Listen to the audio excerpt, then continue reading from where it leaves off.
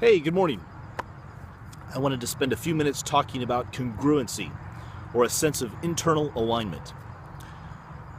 We have different parts of ourselves that function as different centers, and these centers all have different needs to be met and different abilities to assess things.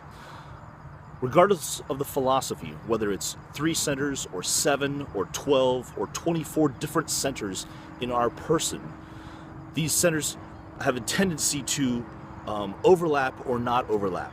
And the more that they overlap, the more that we consider ourselves to be congruent. When they don't overlap, we're incongruent. And this functions in the simplest sense in the model of 3 of a head center for thoughts, a heart center for emotions, and a body or gut center for instinct. And you can think of examples in your life where you may make an incongruent decision, where your head acts as a bully and makes a decision for you that is not congruent with your heart or gut. And that may work out or it may not.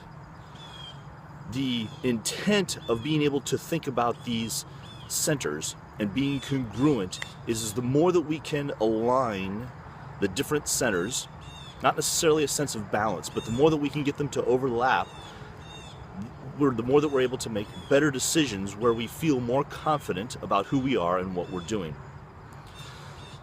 So, in this coming week, start thinking about what is it that my head does different than my heart?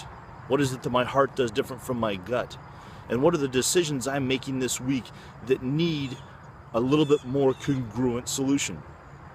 What is it about my head that's always spinning that might be unable to make a decision? And why can't it trust my heart or my gut? What is it about my heart that has needs or emotions that are unfulfilled or need to be met?